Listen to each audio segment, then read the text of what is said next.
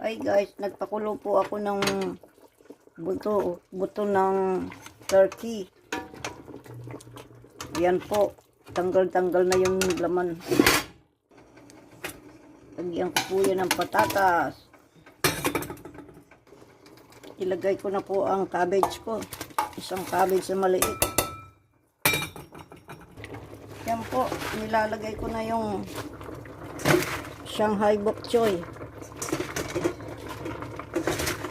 Dami po yan.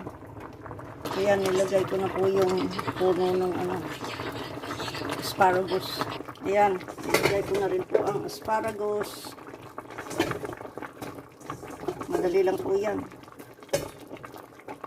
Ayan po, luto na yan. Isang kulo lang po yan kasi ang asparagus po madaling maluto. Nakakain din po yan ng hilaw. Kaya parang halabos lang po.